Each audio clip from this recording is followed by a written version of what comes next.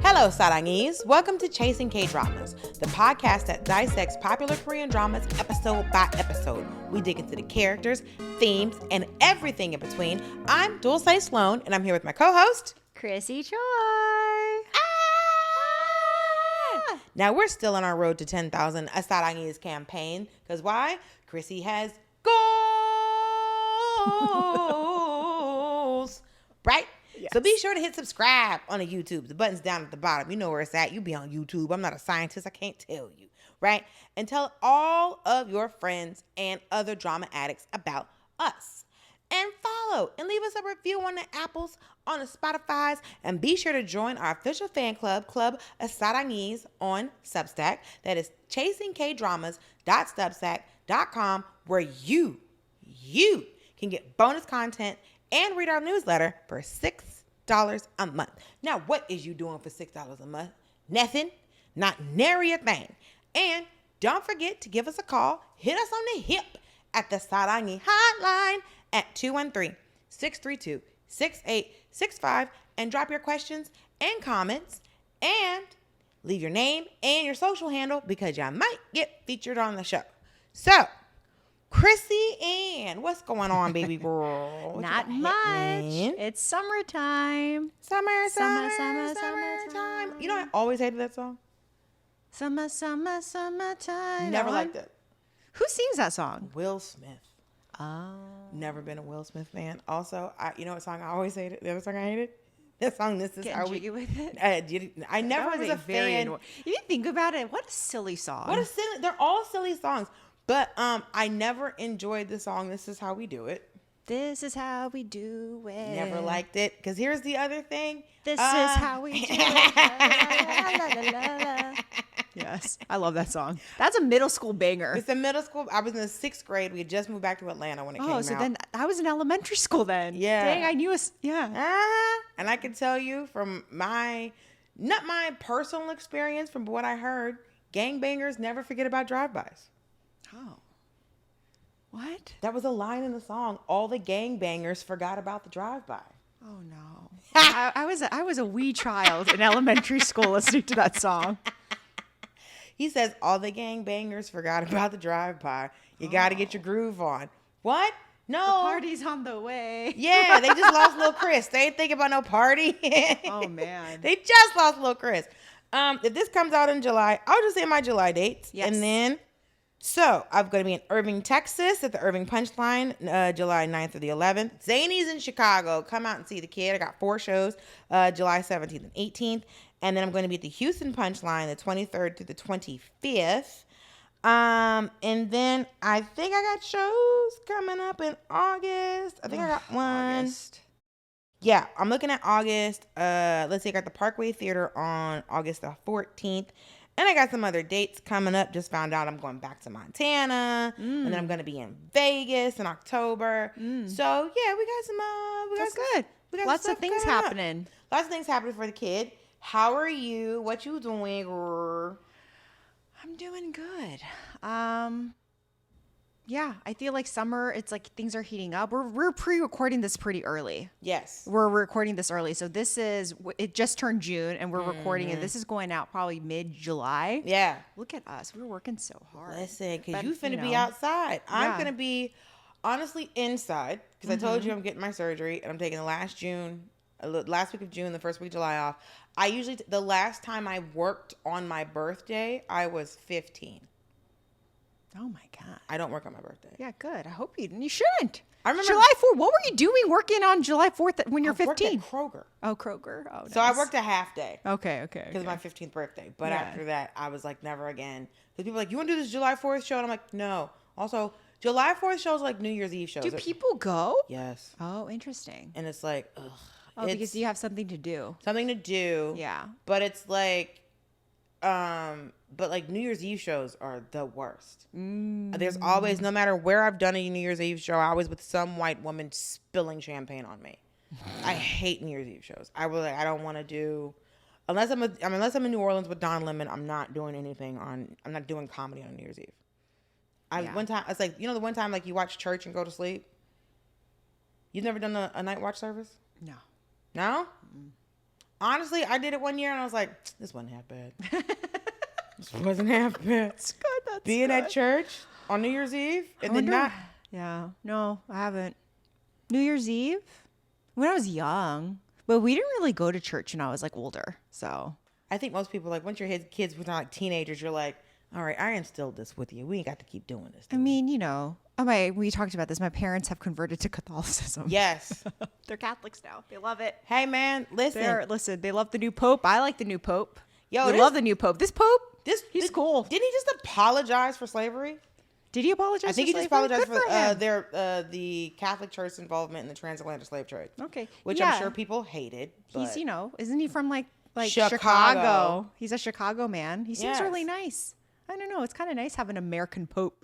It is wild to have, isn't it? An American. Look at these times. Look at these I times. don't know why we're talking about Catholicism. Oh, because my parents converted. Because we were talking about a night watch service. This show, one, is teaching us that, hey, friends, gotta have a rich husband. You gotta get a rich husband. Honestly, your potential for rich husband, It's not even rich husband. It's someone who's willing on your side. to do on your side and willing to do like crazy stuff with you. Like, I don't know, plan to bring in someone and put anesthesia, make them fall asleep so they'll confess. Like just crazy stuff like that. You know what I mean? Who will get revenge with you? Who will be your, what is it? Your executioner. Who will be Who will be your knife? Who will Yeah. be your knife? Who will be the person that will help you execute your revenge? And I don't think we don't all have somebody who you can look to and be like, hey, because here's the thing. Ask one of your friends to fight with you. That's one thing. This is one night outside of Bella Noche's, right? Because if you can't go to Bella Noche's, where the hell else can you go, right? And this one is like, this is just like a person. You're asking a person to literally do crazy stuff and break the law. I'm asking. That scene was wild. I was like, I completely forgot about this. I don't know how I forgot. So many things. When the outline you did for episode 9 Yeah, it's a was lot. letters A through Q. I know, but you know Friends, what's that's the alphabet. But you know what's interesting though? I was saying this earlier. I think this show goes by really fast because they're only like, sometimes they're about 45 to 50 minutes long. So I think that's why it's easily like bingeable in that way. But a lot of things happen, but I feel like the episode just flies by. I mean, I'm so engrossed in it because Right. there's so many things happening. But I think that's all you can also go, how did I forget that this? Because there's so much stuff. So much stuff happens. So episode 10, I realized I forgot to write my outline. It's an old outline. Look at me. I made a mistake. Chrissy, I know. So I missed it. I completely forgot to write it because I usually write the intros up top. But you know what? For this episode, we're just going to go into it, okay? A lot happens. I'll just say this. A lot happens. Yeon-jin's losing her mind. She's stepping on people's hands. You have I talked about it. You have Hye-jeong like basically he opened up a plastic surgery clinic to lure in the bullies, like literally. About a whole side. So Yeon-jin sits up and she has a confrontation with Hyun-nam and basically tries to get her over on her side and threatens her. Crazy stuff. But also threatens her, but offers to help her, but also threatens her while she's offering to help her. Which is crazy. And then Hye-jeong, I don't know what she was getting done, but she has to lure Yeon-jin to this place. Well, she was doing it because Dong-eun told her to do it. Right. We'll get into that. But the big thing was, I just remembered, Dong-eun's mom pops up. Shows up because Yeon-jin calls her. That scene was so upsetting. Because remember, how God. many episodes back did she say that poor people's family ruined? Yeah. they're basically their Achilles heel. Poor people, their Achilles heel is their family. Yeah. Okay. So we can start, but a lot happens. It's a very fun one. Okay. So we open up, right? Mm-hmm. Mr. Toyoung goes to Jae-joon's store. The way Because, the young lady, what's his name? Gyeongnam, yeah. Oh man. She's standing there. He walks in. She's like, oh no. She's like, hello, sir. Do you remember me? And he's like, where's the dressing room? And first of all, that fitting room, It's like a little. I was like, how is this? It's like an ADU down there. Oh, fucking finished ADU. basement in there. And I'm like, there's a mini fridge and a bar and 2 couches in the fitting room. So I think it's for, you know how wealthy people, when they go, they want to like have the champagne and like it's an experience. So you want the siesta experience? You want this, Come and on I guess down. the siesta is a time to just sit down and chill. Yes. But he realizes that's this part. where Yeon-jin and Jae-joon were meeting up. And doing, you know, the dirty. And he said he remembers her saying how she prefers tight spaces. Yeah, because, you know, she was trying to like make a move on him, make it get sexy time. And she's like, oh, I love it in like tight spaces where people could hear. And then he's like, oh man, this is it. This is the. Can you imagine this poor guy? I mean, I said this last time. He is going through it. His world has been shattered. He picked the wrong girl. Picked the wrong girl. And that's on him too. I think probably through this experience, he's like, damn, I must be real superficial. There must be something wrong with me. Superficial situation. Because I like went for this lunatic, like crazy person. You think a lot of people are in superficial situations like this? I mean, not this intense, but do you think a lot of people are just like very like in relationships where it's like it's very surface level? Yes, I think people don't have depth, which I think this is why this character confuses me, because he comes off as someone who has a lot of depth. So I understand he's shallow, but I would think, I mean, you can find another, like a smarter, shallow person, but to me, he has depth. You know, like I'm assuming he has depth. I think he does. So it's very confusing why he would choose a Yeon-jin as his match. But because I think when I've met men like this, it's not as much as they want their wife, but they want other people to want their wife. That too. So you marry a certain type of woman. Yeah, and then also I think there's, you know, men at that level who are high performers. You know, makes a lot of money. He's working all the time, so he just wants to come home to someone who's frankly just like easy. I think a lot of men prefer women to be docile in that way. And this is like not knocking on anyone. Listen, I mean, yeah, if you work all day, you want to just chill at home. I get it. Right. So that's why they will choose women who are like younger, or maybe at the Yeon-jin type. Only Yeon-jin's like a firecracker. So like So I don't get it, but he must be really like, and his child's in danger. The child is in the middle of it, and then if you think about the way he thinks about, that's not his child. It's not. It potentially is not. Most likely is not his child. And then you have. No, we got the results. That ain't his kid. I mean, he does. I mean, he's putting the math together. Yes, but it's also like, if you think about the way he thinks about Dong-eun, like Dong-eun is also like a lunatic too, if you think about it from his perspective. Yes, I understand you're bullied, but like you're also going like really out of your way. Like really, really. Yes. And then I guess he doesn't know to the extent right now. He finds out later what she had to go through and why she's doing it. But listen, I feel bad for him. I feel bad for this lady at Siesta. She's like shaking in her boots every 5 seconds. Like, it's a lot. But it's like, again, you're a grown up now. Yeah. Why are you still here? Yeah. Why is Yeon-jin still here? Why is Myeong-oh still here? Yeah. Why is Hye-jeong too gets treated like shit? She has her moment though. I liked it. Then we go back to, we finally see what happens between Yeon-jin and Hyun-nam. Yeon-jin has confronted her, right? And this is interesting, okay? So she's not completely dull, because I think she kind of understands. She put 2 and 2 together, that Dong-eun must have an accomplice to help her, because when she realizes the car was owned by someone else, right? The car was driven by someone else. Because there's 2 cars, yeah. And then she also realized when she saw that guy's photo, she's like, that man must be related to this accomplice somehow. So she got the detective to do more research. Because that's the only photo that wasn't related to her. Yes, okay. So she's telling her all of this, and Hyun-nam, in the beginning, she's being pretty tough back. She's like, what are you going to do about it? Sure. You know, she's not like giving up at all.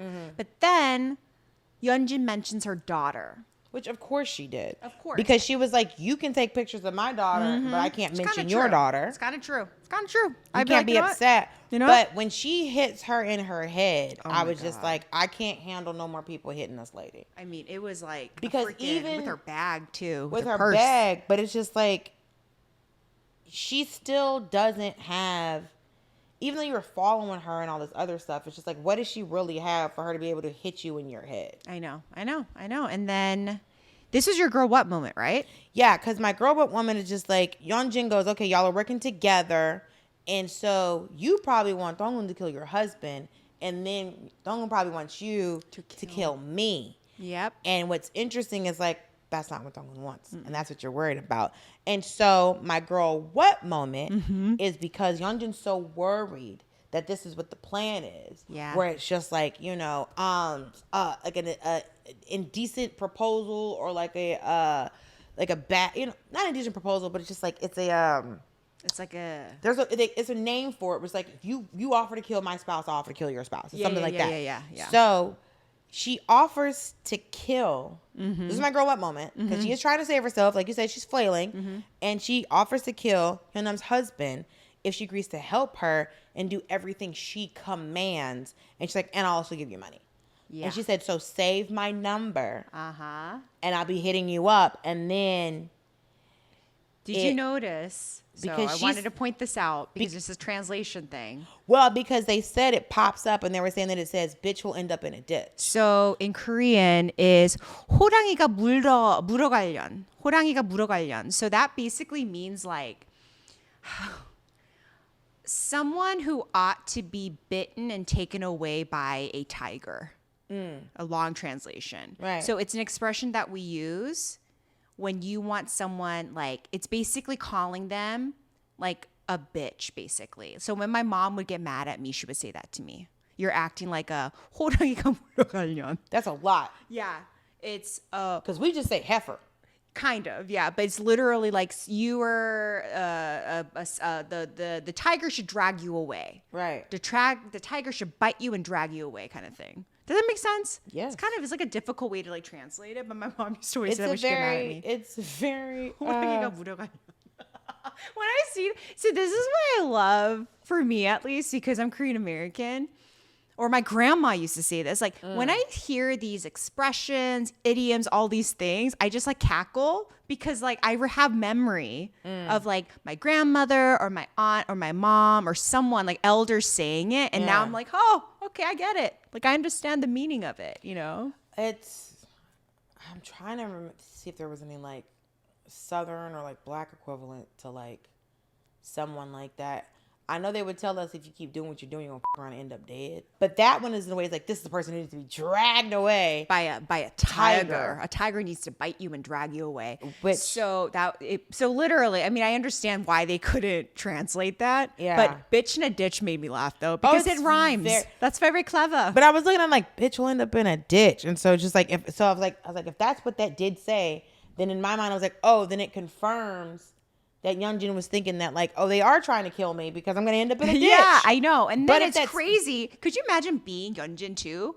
Be like, save my number, and it pops up and you're like, damn, these women were in deep. They had my number. My number already in the phone. Is in a phone under a nickname. Called bitch in a ditch. Do you understand? Actually, we should start calling people we don't like bitch in a ditch. Oh, bitch in a ditch. Oh, you know my people, we already do something like that. What? So if there's someone I know you don't like. Oh, your friend. Your friend. Yeah. Yeah, hey, your friend's here. Oh, girl, I saw your friend yesterday. When she stepped on, she was like, go ahead and pick it up. I was like, if you don't pick that phone up fast, I knew something was going to happen when she bent down. I knew it was going to be a problem. Oh, poor Hyun-nam. I was just like, Hyun-nam, do something. I know you have a little bite in you. Like, slap her back, you know? When she didn't. And she calls her 사모님. So when she like acquiesces to her, she goes, oh, 사모님. 알았습니다, 사모님, you know? I heard that. And it's basically like ma'am, right? Ma'am, or like, lady of the house, like madam. Yeah, 사모님. Okay, so. But when she didn't fight back, it's like, as she brings up the daughter, she was so shocked. And I was just like, nah, this ain't. Something's going. So right. she runs home. She's driving like a maniac. She pulls Hana in the middle of the night, right? They go in the car and she's like driving off. And then she goes, Mom, you can drive? I know. And then she's like, Hana, don't ask me any questions. I just have to get you a nice safe space. We're going to figure this out. We're getting followed. I'm going to figure this out. And the little girl's like, oh my God, Mom, you're really cool. She's like, can I turn music on? She's just like so excited. And she is so happy because remember in the last episode when she got beat up and her mother's she said, what do I not like? And she was like, tear jokers. And she's like, tear jerkers. So, and it was like, so basically it's like, don't try to hype me up. Yeah. Like this is the reality of the situation. You don't have to say all of these things. I understand what's going on. Yeah. And so it's just like, we are finally skipping town. We're finally getting out of here. Yeah. So that's happening. And then the next morning, oh no. And then after that event, you see Dong-eun, right? Dong-eun pulls up to their spot. And the car's not there. She's not there. So Dong-eun's like, what's going on? So the next morning, she texts, she's calling her, no response, right? The person you were trying to reach is not available. Yes. So then she ends up having a real bad day, okay? This is Dong-eun's day from hell, okay? Because first, Mr. Bob saunters over and he's just like, hey, what are you doing this afternoon? And she's like, I have an appointment. He's like, cancel it. We have a faculty meeting. And she's like, I didn't know. He's like, we just booked it. And it's like, Then they're going on some field trip, right? They need to do research on field trips. I was like, what is this? Got to pull records from the last 5 years. I'm like, these damn field trips. Like, how many field trips were there where this is a lot of work? Whatever. But then Mr. Bob's like, why don't you do it, Dong-eun? And then all the teachers don't say anything. So they're bullying her. He's bullying her to doing more work. And she's like, okay, fine, I'll just do it. Whatever, you know? So he's being a little dick, right? Also, did you notice that he was too big for the chair he was sitting in? No. Oh, was it like a kid chair? I felt like a kid chair because he looked like it was just like kind of a giant, just kind of looming. His own laptop was too small. Like everything was just the wrong proportion. Well, correct. So my friends in from high school, they're elementary school teachers. So I would go sometimes at 4. So small. Yeah, and then I would be like, dang. I would like look, and I'm like, I mean, even like my friend was teaching like maybe like 3rd or 4th grade. Those chairs are tiny, and I was like, dang. We were little back then. Little people. But I felt like I was big, you know? You always feel like you're big. Like, I was an adult. And then you feel like, because like I knew I was a kid, but like you don't think you have a concept of how small you are. No, we were small. And then, although I was this height when I hit like 5th grade. I was 5 feet tall in the 5th grade. So I was like 5, so I'm 5'4". I was this tall. Yeah. I like grew completely, so that was awkward. Oh, by the 5th grade, I had C-cup boobs. I was 5 feet tall. I was starting to have boobs, but I was just very like. Oh, I was born with boobs. I don't remember not putting on a bra to go to school. It was like baby fat. No, the baby fat just turned into fat, baby. No, it was just, no, my mother was like, because, you know, sometimes she told me when babies are born, like their nipples will be puffy. That's what I'm saying. So like you have a little bit of I call it the baby boobs, like, you know, baby fat. I had that too. Mine never went down. Okay, so then he's bullying her. But we already clocked him as he was going to be a bully. Oh, no, he's going to do more. Just get ready. I just remember hating him. Listen, once he showed up with that hair, there was no way he wasn't going to do more. She's going to have another revenge side quest. Yes. With the nonsense she's going to deal with at him. The school. But this teacher comes running in. Yeah, like it is like code 9, okay? Right. And then she runs outside and you see this crazy person with like orange hair just wreaking havoc. She's looking at cars. She's searching for someone. She turns. It's Dong-eun's mom. And I kind of want to talk about Dong-eun's face. Like Song Hye-kyo's face. It's the first time we see that expression on Song Hye-kyo's face, Because which is pure, just like, she's a little girl again. It's pure fear. It's pure disgust. terror. It's just like terror. And she's like, oh my God. But right before this, Dong-eun tells Hye-jeong to lure Yeon-jin to a location. Yes. And if she doesn't, she's going to ruin her wedding. Yeah, she's like, how's your wedding planning? And then Yeon-jong's like, are you talking to my mother-in-law? She's like, oh no, am I? I'm just talking to her. Maybe you shouldn't pick that dress. Oh, I think at one point she's like, oh, your pictures looked good. So she's keeping tabs on her. Yes, because she's that posting woman on freaking like Instagram. you. Yeah. So you see her mom, and then we also, flashback. this hair color on this mother. Oh, terrifying. This woman can act. She is so scary. I was like, this woman is acting her ass off. Someone needs to send her to, what is it? An asylum. She's Girl. a Looney Tune. She is out of. She is. Ooh.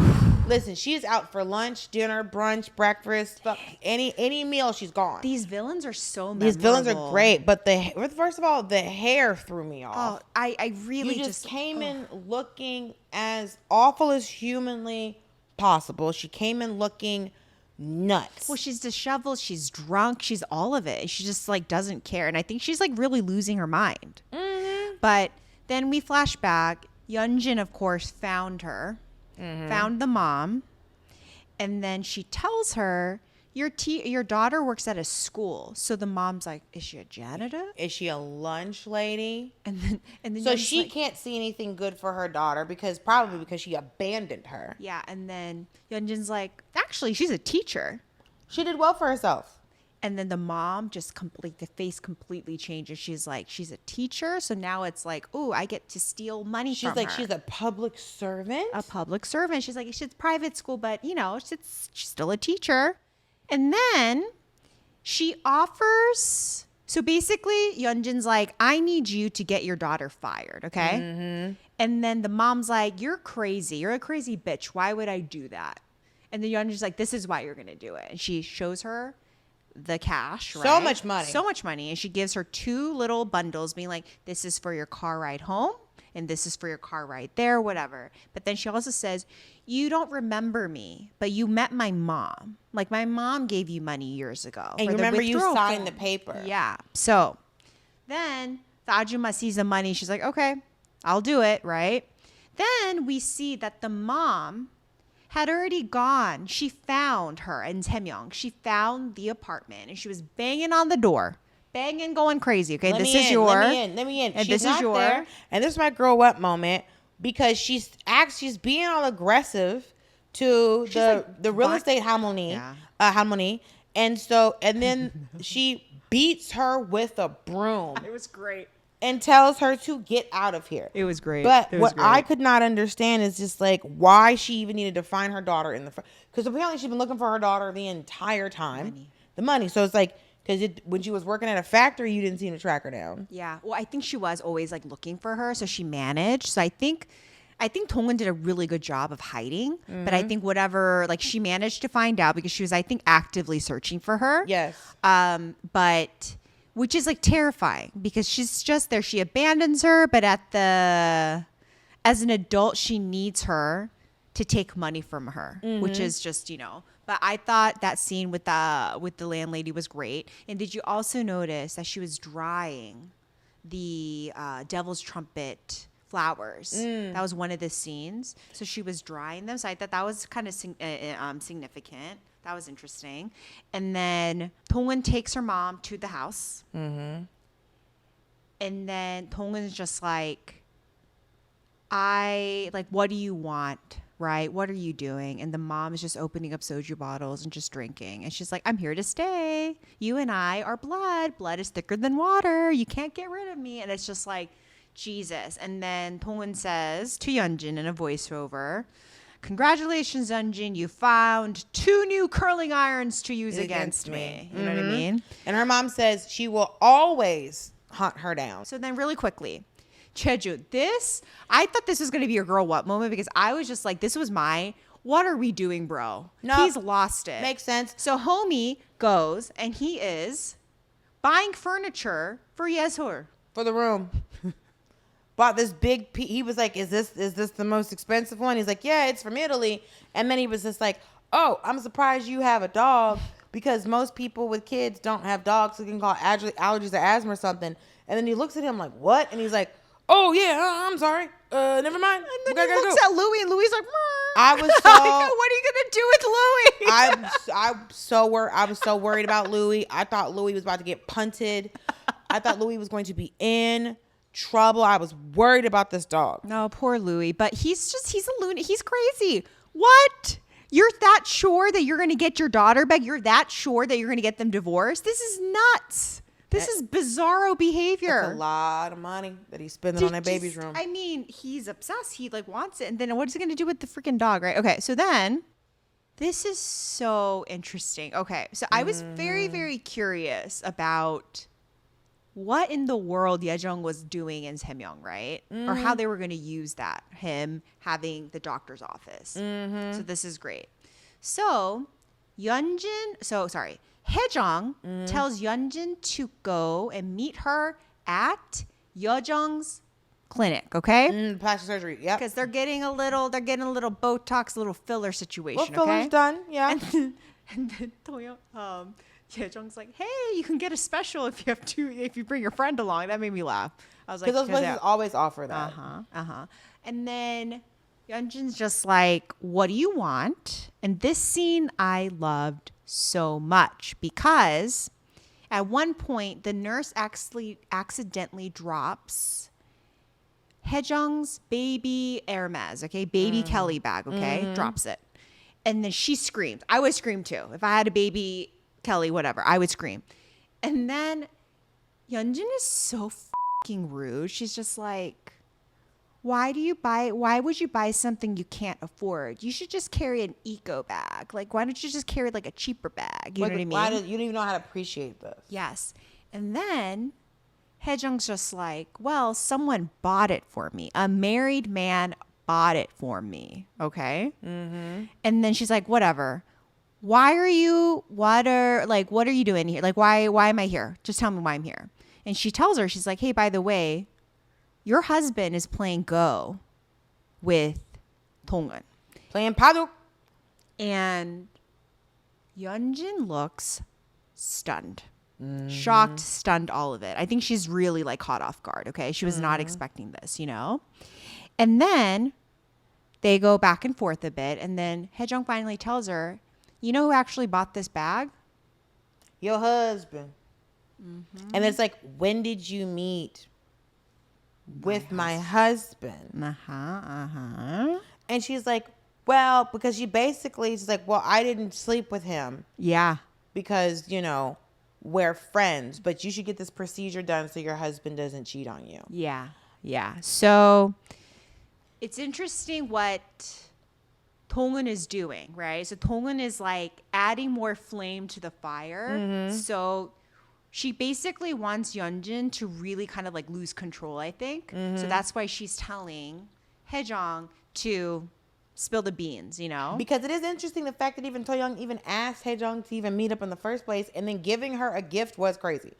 If you think about it, yes. I was a bit like, what's going on? Because I know he wanted to pump information out of her, but he didn't need to go that far. No married man needs to buy the friend a baby Hermes bag. I'm sorry. But I also think he knows how shallow his wife's friends are.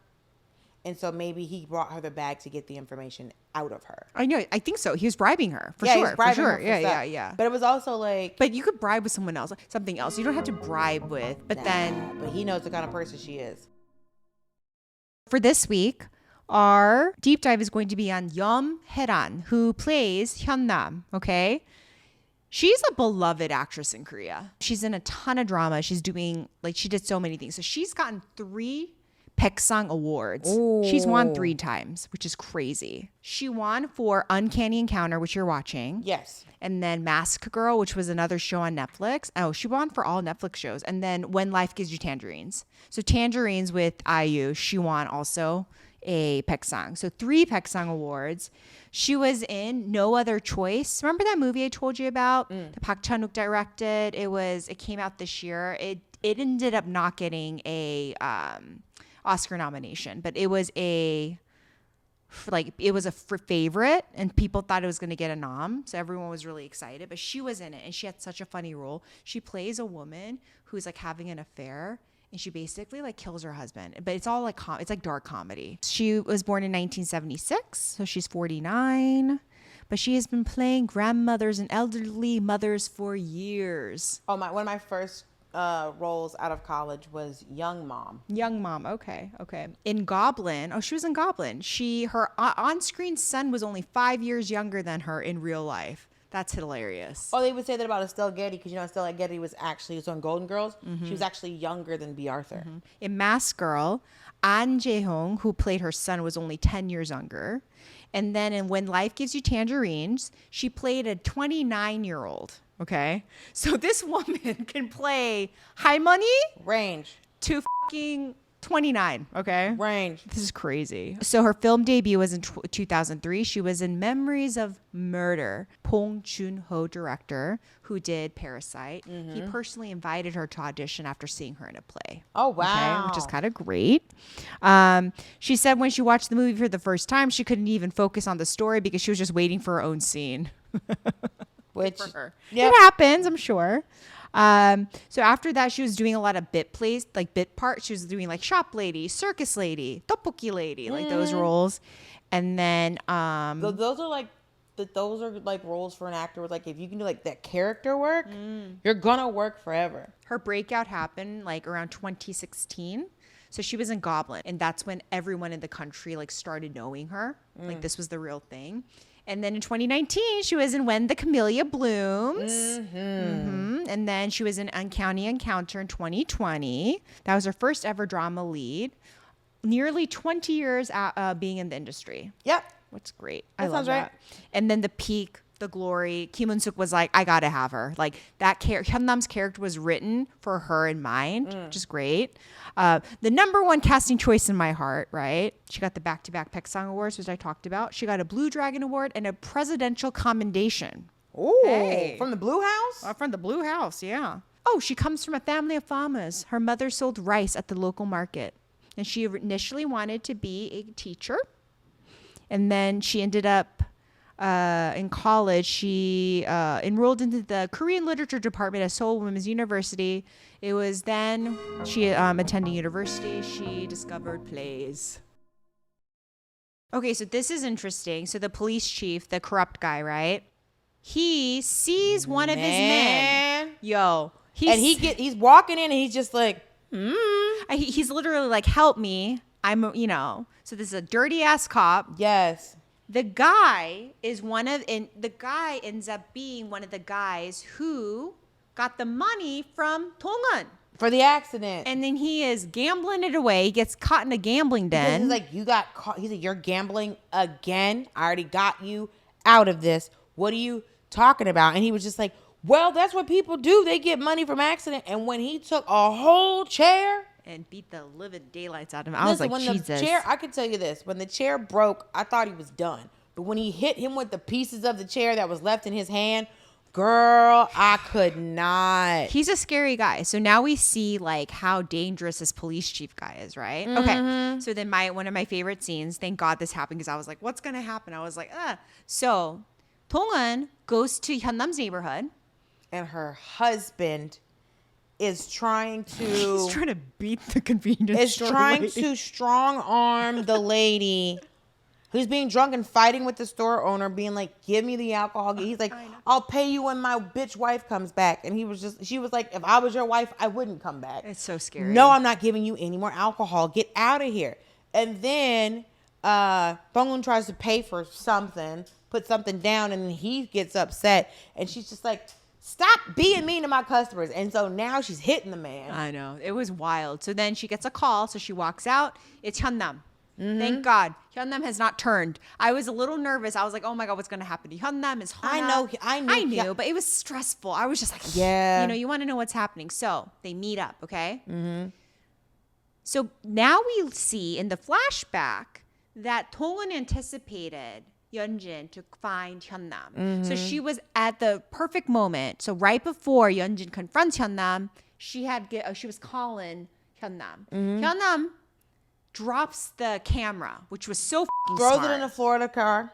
And then she's like, I got you, Samuel-nim. I got you, And then she goes and the confrontation happens. So basically what's going to happen now is Sana is going to go off to boarding school in America.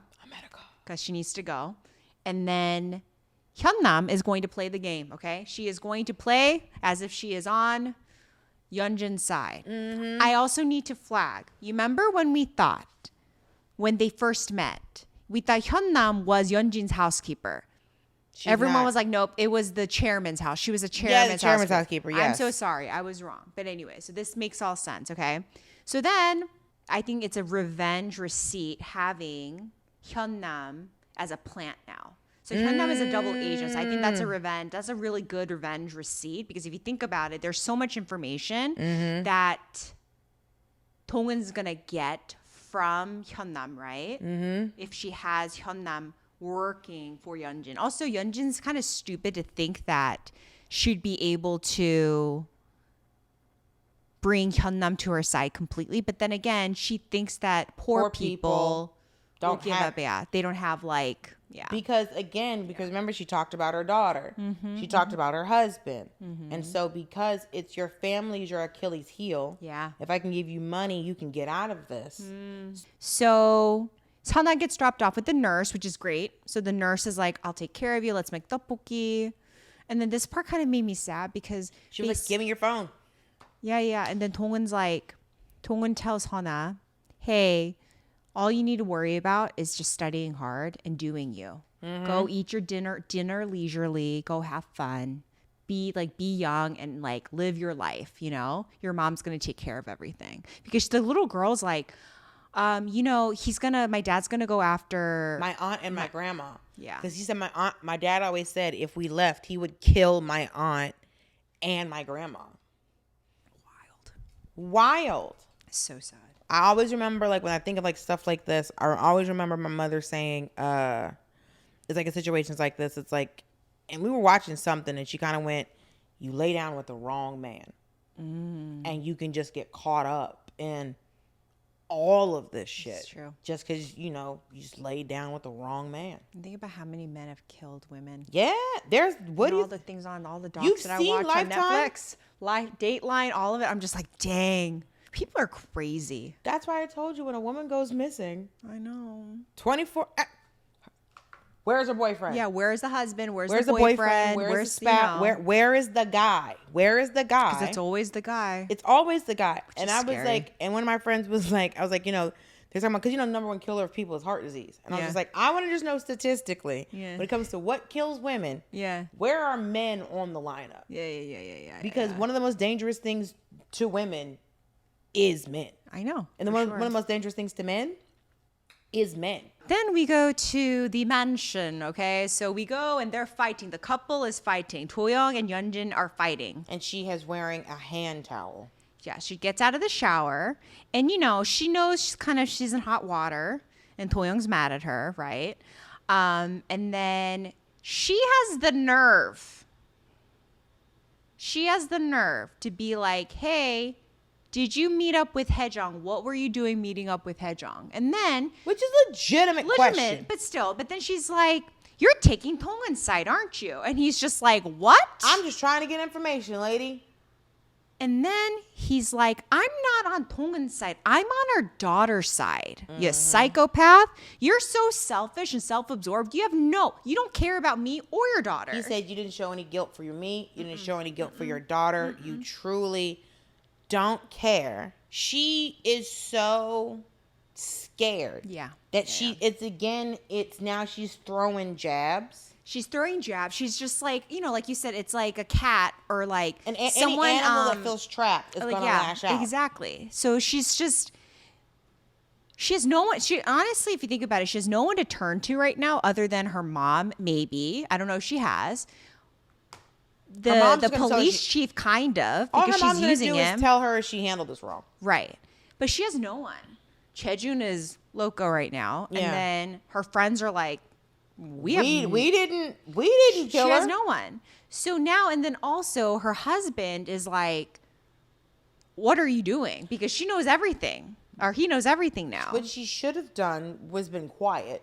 Yes. And that's what he's saying. He's like, if you were guilty, if you felt bad, you would have waited. You would have just, I think what I thought she was going to do when she walked up on him with that towel on, was try to sleep with him.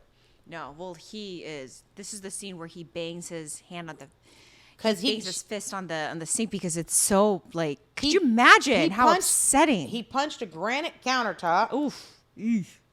In a vest. And it's like, oh, this man is upset. Oh, he's very upset. And I think, but she's scared, but also it's just like, you don't know what he could do because he's so hurt. So that's why I was like, this should have been, because like Jae-joon is nuts enough to have choked her and then she could get him to like quell his anger. Yeah, but this guy's not that. Because he's not nuts and because he's not complete, because he has her.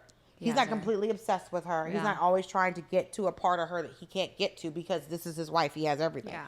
So, but I still think, I still thought that she was going to try to be like, No, I think she knows that they are in a very, very tough spot. Yes. And he's too smart. He's a smart guy. No. He figured all of this out, you know. But this is a revenge tracker for Dong-eun because Dong-eun's goal was she doesn't want anyone near her. Anyone right? on her side. She wants no one on her side. She wants her to be completely alone. So it's working, right? Okay, so then this was fascinating, this section. So Jae-joon with Louis, he didn't do anything to Louis. I was like, thank God we have Louis. He shaved Louis. Was Louis shaved? Louis was shaved. If you look at the dog, he is a shaved dog. Okay, well, Because remember, he's a long hair breed. yeah, he's a cocker spaniel. Shaved. That dog's got a low fade. Oh my God. They put a one. Now it's not a skin fade. But Poor Louis. And that's why the dog was wearing a jacket. Oh, Louis cold now. There's a jacket on the dog. They shaved the dog. He has Louis, and he's like, hey, and he goes to Kyungnim, and he's like, yo, what are you doing this weekend? I got to go buy a gift for someone. And she goes, the redhead, that girl, this girl. So she's thinking, like, the redheaded he's trying to get a gift for the side chick. Right. He's like, it was a redheaded girl and then another girl. I know. And then he's like, no. Young, you know. And then she's like, what? She goes, actually, more importantly, Yeon-jin's husband popped up. And he's like, what? What'd you say? She's like, yeah. So they go through the security tapes. And this is fascinating, okay? Mm-hmm. You see her going through, and she tells him, hey, we have footage up until October 19th. October 19th. Everything before that has been deleted. And it's like, why? And she says, because Yeon-jin asked me to delete them. She had to reformat the footage. Oh, yeah. So it's like 30. They keep evidence for 30 days, right? Or not evidence, but they keep records for 30 days and automatically deletes. But she deleted October 18th because of Yeon-jin. So the 19th, and he's like, well, this is suspicious because that's the day that Myeong-oh goes missing. Dun, dun, dun. Dun, dun, dun. Because he's looking through the little Windows files, and he's like, huh. All right. Mm-hmm. Okay. So now we have listen, everyone's out to get this girl right now. So Jae-joon's on the case too. But he's trying to, marry her. But it's like a weird situation. He's trying to destroy her life. So he can have her. He's trying to destroy her marriage so then he can have his own little family. I don't like the fact that she wasn't more careful. Yo, she was, because she thought she could get away with it. That is how arrogant she is. Yeah. She sees there's no one beneath her. No one is below. Everything, she thinks she's above it all. That's why she had all them Siesta bags in the house. She has just playing in her husband's face. She was playing him. She played that man for 10 years. She was having an affair for 10 years. And that's not even his baby. And then she has the nerve to be like, hey, you're not the one disappointed. I'm disappointed in you because you went to Dong-eun. You spoke to Dong-eun. Shut the up. And you spoke to my best friend. Why would you do that? I wonder why. But then I wonder if there's ever going to be a thing that comes up where, because I feel like Jae-joon might have another situation with Dong-eun, and he's going to mention, and he's going to say, why don't y'all have any kids? This is my daughter. How come you don't have a daughter? How come you don't have a kid with her? What's going on with that guy? Because he's going to say something to him that is going to set Dong-eun off. It's interesting. Because he's going to go, this is my daughter, not yours. Y'all have been married for 10 years. Ooh, let's talk about the psychology of this. Why didn't Yeon-jin have more kids? Why did she have his baby? She knows that Yeol is Jae-joon's kid. Absolutely. Once the baby was colorblind, she figured it out. So then why does she not? Because if you think about it, you need to secure, if you're married to a man with that immense wealth, yes, and that mother-in-law's crazy, yes, why would you not secure the line? Maybe she can't. What do you mean? She hasn't got, you think she's not letting her husband shoot the club up? Of course she is. Oh, so maybe something's wrong with him. Maybe he's impotent. I met a girl at the doctor's office. She was telling me, and she wasn't even at the time she found out I wasn't even 35. her egg count was low and her husband's sperm doesn't have any tails on it, so it doesn't swim. She ended up getting pregnant by a pure miracle. But I do wonder because she's, like I said, she's not dumb. And we're not in the era of, the one kid. We're not doing that anymore. So there is no way, because I'm sure her mom knows that that's not his kid. It's nuts. Her mom has, so that's why I'm wondering, why isn't there another kid? Also, isn't that a crazy concept in this day and age to be like, you got to secure the bloodline? Like, that's just nuts. No, it's not a crazy concept. Because you know what? Because the thing is, if you have kids, it's harder to divorce. Yeah. You have to, the thing is, you have to give me alimony. But alimony is, I think the statute of limitations on alimony is shorter than child support. You're right. That's a dumb thing that I just said, because if you think about it, people are trying to get pregnant all the time and lock people in. Listen, but I think we think that there's more women trying to trap men, when I think it's actually more men trapping women. That's nuts. Why they don't, because it's like, oh, she's trying to trap a man with a baby. You don't trap a man with a baby. You trap a woman with a baby. Yeah. That's why you're rolling back all of these reproductive rights. Yeah. To make sure, because it is, men leave all the time. Yep, they do. Married men leave all the time. Don't around and get sick. They leave all the... Hey, remember John Edwards? That was real sad. Girl. I know. Tell the people, what happened? For those that don't know. Oh, John Edwards, presidential candidate John Edwards. Mm-hmm. He was John Kerry's running mate, right? His wife ended up getting cancer, and he had an affair.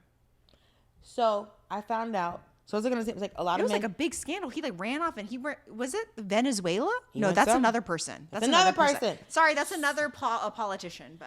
Yeah. So men will cheat when you get sick. Yeah. And when you're pregnant. Mm-hmm. So this scene was nuts. I'm very confused about this. So we got to talk this through, okay? So the nurse Ajumma works for Yeon-jung, okay? Mm-hmm. She tells her that Myeong-oh, so we learn that the night that Myeong-oh disappeared, okay? Mm-hmm. Myeong-oh went to the hospital morgue. We saw that, right? Mm-hmm. He looked. He was trying to get to Sohee, okay?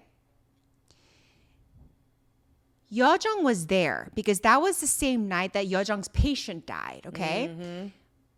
The attendant, the morgue attendant, tells Yeo-jung, hey, someone came by to see the body. So he goes and looks. So he knows that it was Myeong-oh, okay? Mm-hmm. He knows all of this. The nurse tells Dong-eun that the detective came by to ask Yeo-jung questions about Myeong-oh's disappearance, okay? Mm-hmm.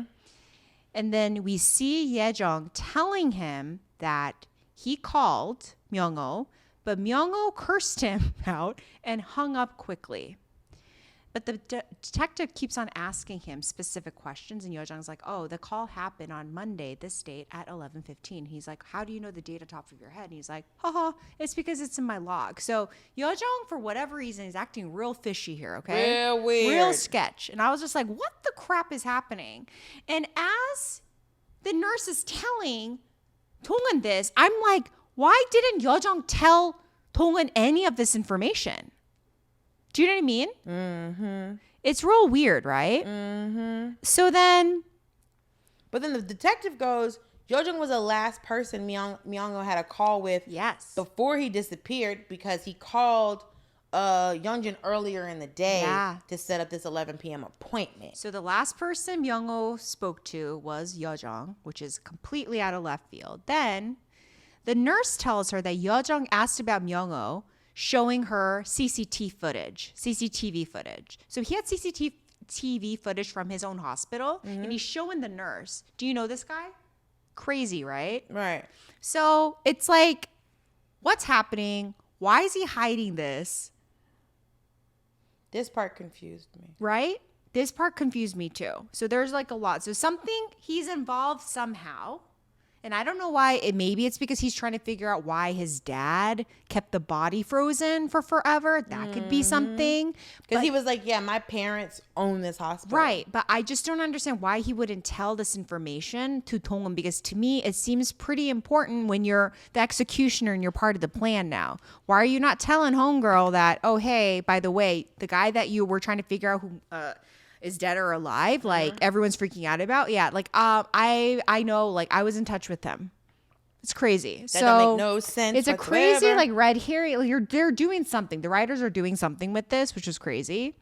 So then Toyoung is still in his feels. And then he finally realized, because he keeps on staring at the photo of him and Dong-eun together that Myeong-oh sent, right? Mm-hmm. He realizes, oh, it was Dong-eun who planned all of this. So he calls her. He's like, let's meet up, okay? So they meet in Seoul, like, at a hotel. And I'm like, why are y'all meeting at a hotel? Like, this is any restaurant. It's fine. There's so many restaurants. You can get a private room at the restaurants. You know, those restaurants always have those private rooms. Like, in you the do not back. need to meet in a hotel in Seoul, okay? They're going up the elevator. The attendant takes her jacket, her coat. She wears, and I think she did this on purpose. Absolutely. She has a sleeveless top on, and everyone sees the scars. I'm telling you, people gasp, and I'm like, this is rude, y'all. When he went to take the coat off, I was like, oh, her arms are out. And then he was like, he's stunned. People are gasping, and I'm like, guys, that's rude. Like, if you see someone, it's not that bad. Crazy. She's not currently bleeding. No, she's just scars, you know? And I was very curious. What do we think Toyoung? How do we think Toyoung's going to react? And what do you think he's going to tell her? How do you think he's going to react to that? Oh, I think he reacted exactly how we knew he was going to react. I think it was first like horror at it, but also it was like, my wife did this. And I think his face, like as an actor, it was very good, because you see him see them and then process, like, oh my God, what happened to her. Like, my wife's nuts and this poor woman. Okay, so then this scene too. I was screaming with all of these. Like, all of these scenes are pretty big. Like, if you think about it, like Yeo-jeong knew, Dong-eun's taking her jacket off. Everyone's in the scars. Because this is the first time you see her with a short sleeve on too. Ever, yeah.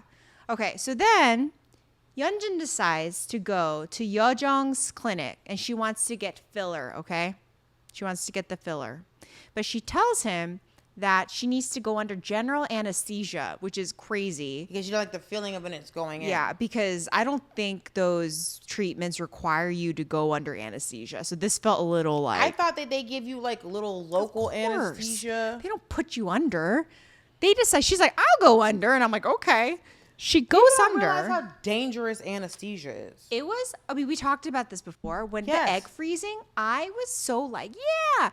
Until I got to that moment where the guy comes in, my anesthesiologist was so fucking gorgeous, like stunning. And the entire time only was dealing with women. That entire doctor's office are all women. It's all women in those doctor's offices. Yeah. But the anesthesiologist, for some reason, you're like, the let him in here. Good looking man. And I was like, oh, hello. And then and I was really scared. And I was like, I'm kind of scared. He was like, it's okay. And I'm like, no, but I'm like kind of scared.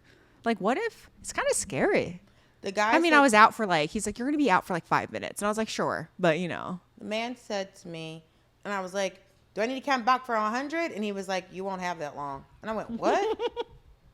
And he went, because he was like, how much do you weigh? And I told him, he was like, yeah, that's right. I was like, what? And he goes, I was like, I can't back. He's like, you won't have that long. And I went, what? And he's like, you're going to have a funny taste in the back of your throat. I was like, huh? And then tasted weird, gone. And it is a mind. It is that's the scariest part, because someone has calculated the drugs to make your brain turn off. Yeah. That's what's scary. Okay, well, this is what Hye-jeong, Dong-eun, and the nurse are doing to Yeon-jin. Like, if you think about, But what made her come back to get the treatments? Because she already told him she didn't need them. She's like, oh, I want to look good for my husband. Right. So I think she's going, again, homegirl is freaking out. So she's trying to pull all the levers. So apparently she thinks adding fillers to her face is going to make Toyoung like her. I don't know.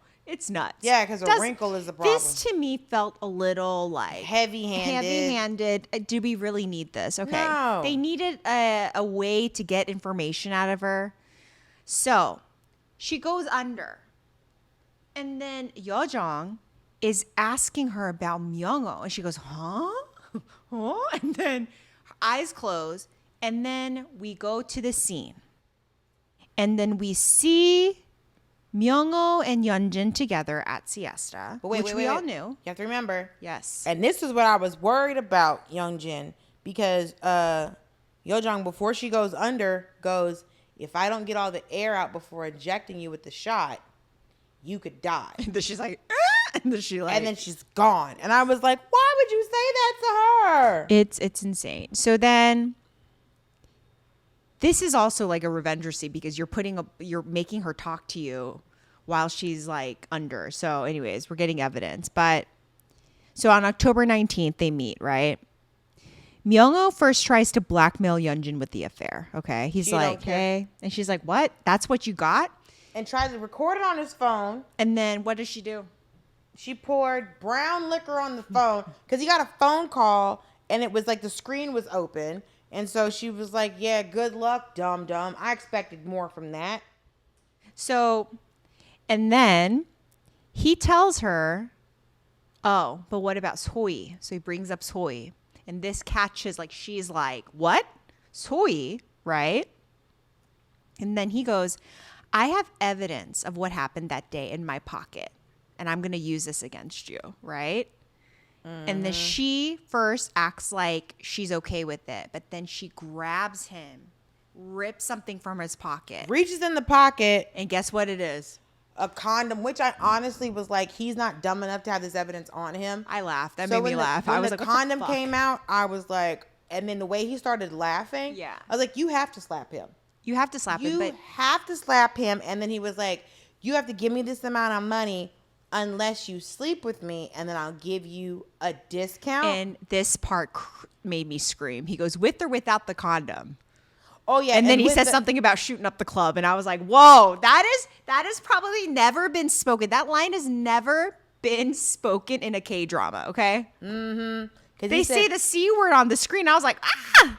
Because he was like, he says, I'll give you a bigger discount if it's without the condom. So I can, and I was like, oh my God, this is a very edgy show. I was like, oh goodness, my mom watched this.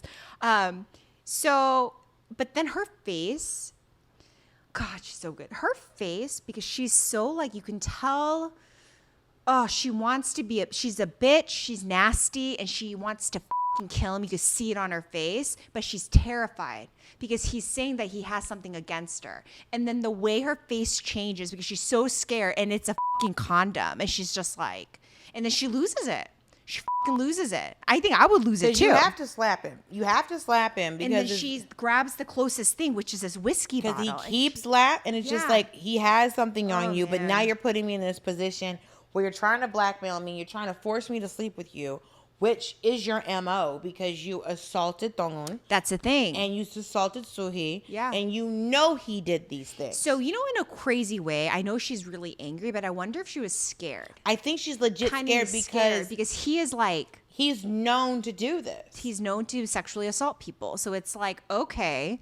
So in a weird way, she is defending herself, but she's also pissed because she wants to kill him. And she's also murderer, so she doesn't care. Whacks him twice, and we see how he goes down, okay? And then we see her walking by. So, but I also was like, when he scratched her, I would have to go back because I'm just like, how did he scratch her foot? Was her ring sharp or something?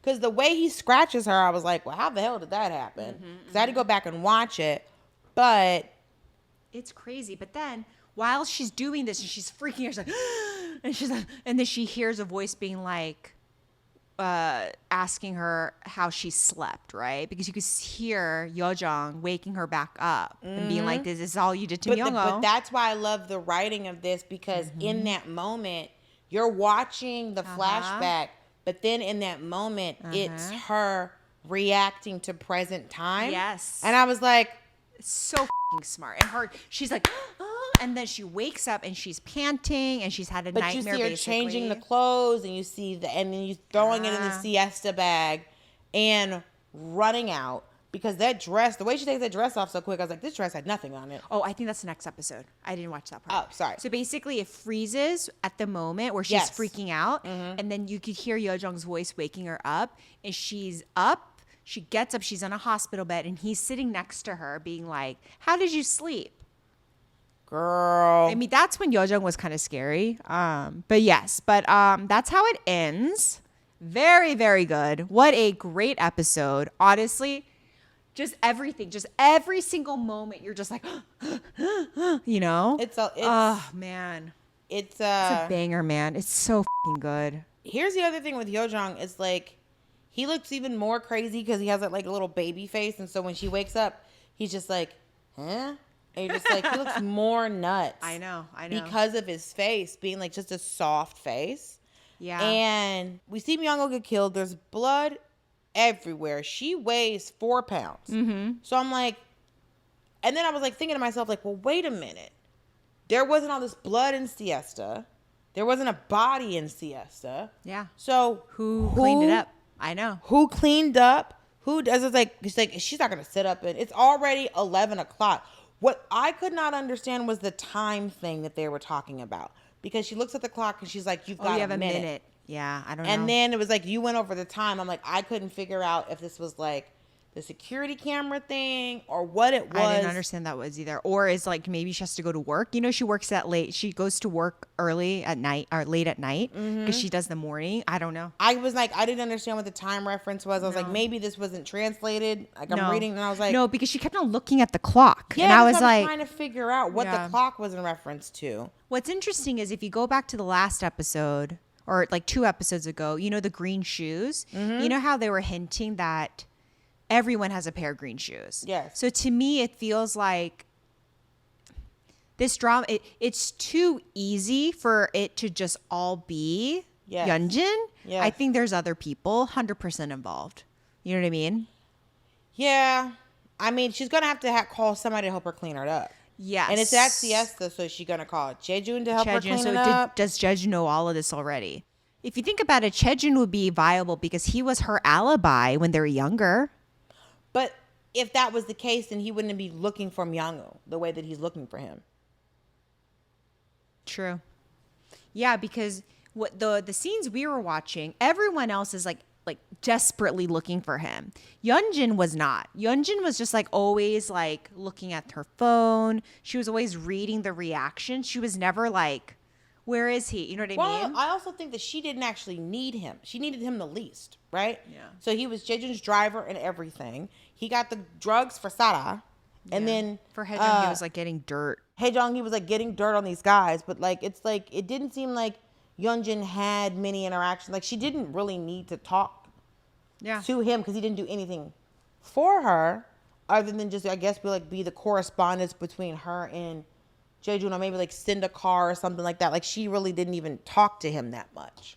I think we just said this, but the way they used Hye-jeong and his clinic as a device to get pump information out of her, it just felt very unrealistic. So I was a bit like, okay. Also, it was like, this is not admissible in court.